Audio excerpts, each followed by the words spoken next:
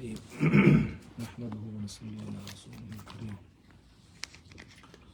اليوم نختم على افواههم وتكلمنا ایدیہم وتشهد ارجلهم بما كانوا یکسبون صدق اللہ العظیم۔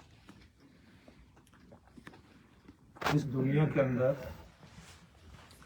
انسان کے جسم کے اندر جتنے اعضاء ہیں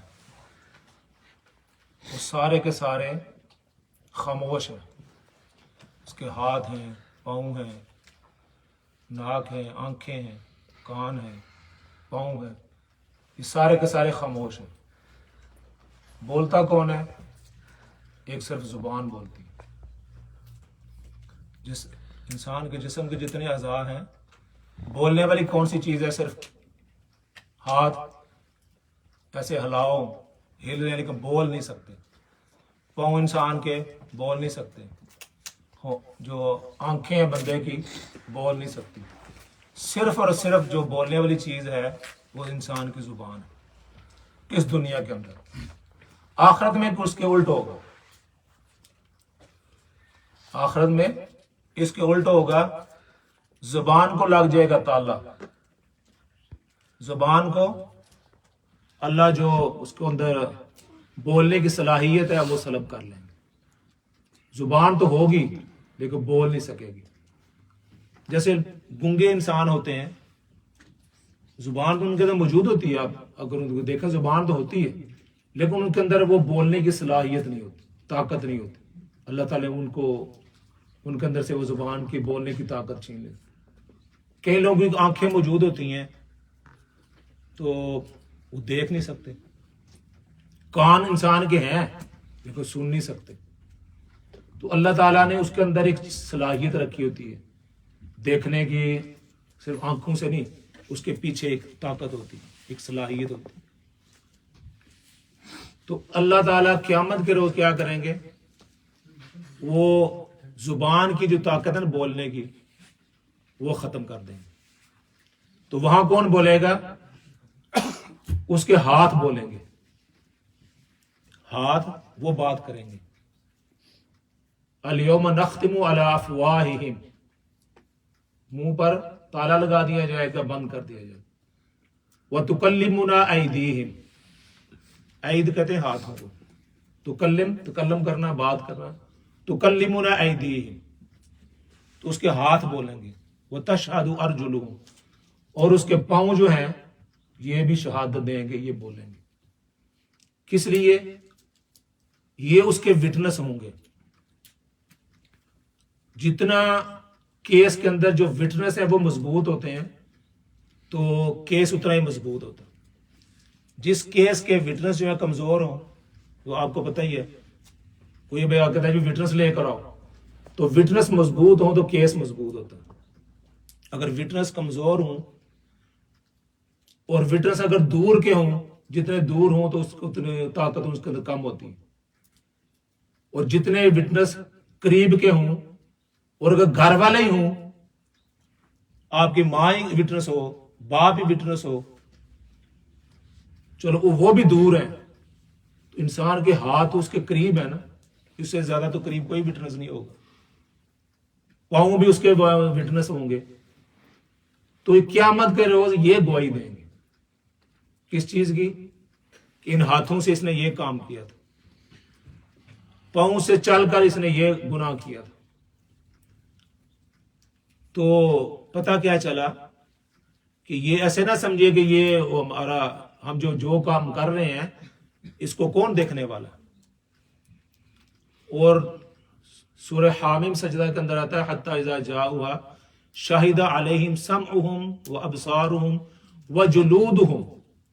جو پہلی آیت میں نے پڑھی وہ سورہ یاسین کی ہے، الیوم نختم علی افواہہم وتکلمنا ایدیہم وتشہد ارجلہم بما کانوا یکسبون، جو تم کماتے رہے ہو، کرتے رہے ہو۔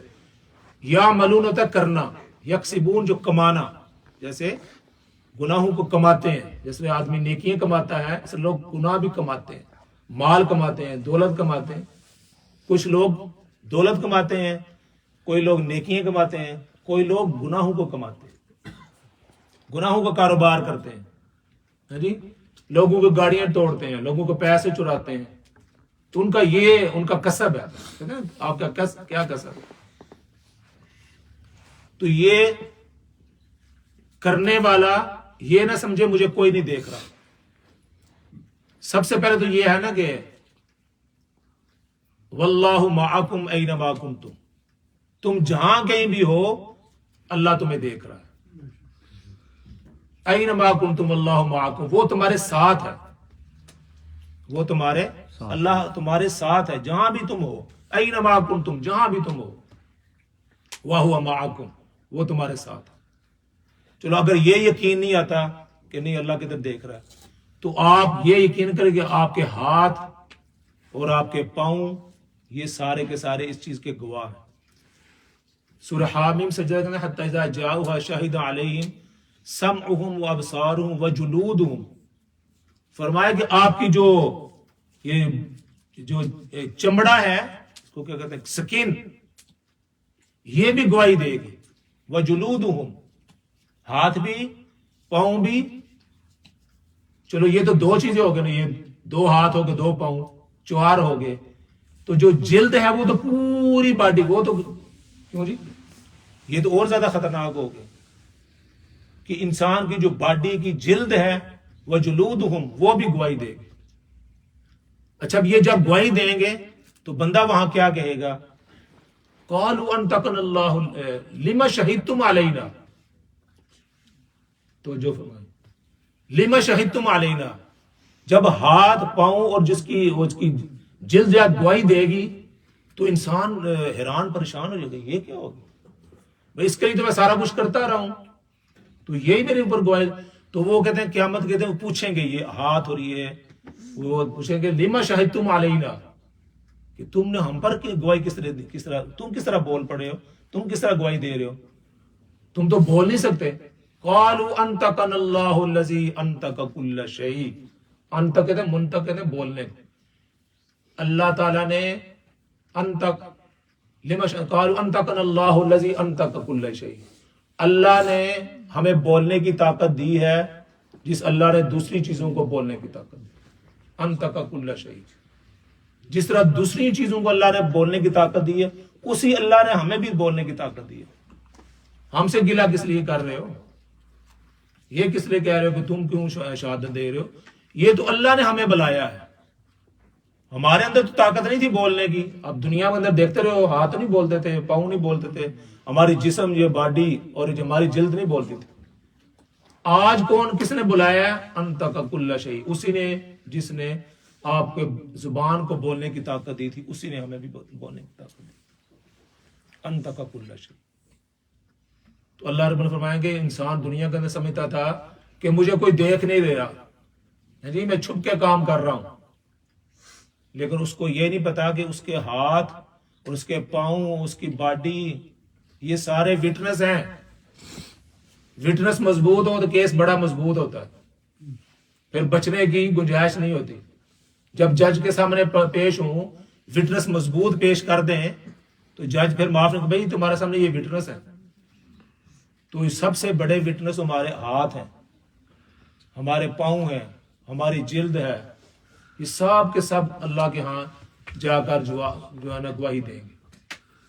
تو درس سے سمجھ کے آیا کہ ہمیں کوئی کام کرنے سے پہلے، ہاتھ سے کرنے سے پہلے، کسی کو تکلیف پہنچانے سے پہلے، چوری کرنے سے پہلے، کسی کی چیز چرانے سے پہلے، کسی چیز کو توڑنے سے پہلے، کسی کی گاڑی توڑنے سے پہلے، بچے بھی بیٹھے ہوئے، کسی کے گھر کے اندر پتھر ڈالنے سے پہلے، کسی کو تھپڑ مارنے سے پہلے، کسی گناہ کے لیے چل کر جانے سے پہلے سوچ لینا چاہیے کہ یہ ہمارے وٹنس ہیں، یہ ہمارے گواہ ہیں کل قیامت کے روز. جب یہ پیش ہو جائیں گے، جب یہ گواہی دے دیں کہ پھر بچنے کی گنجائش نہیں ہوگی. تو اس وقت دنیا کے اندر ہمارے پاس وقت ہے، اگر کچھ کام کیا ہے تو اللہ کہتے ہیں توبہ کر لو. توبہ کا دروازہ ابھی تک کھلا ہے.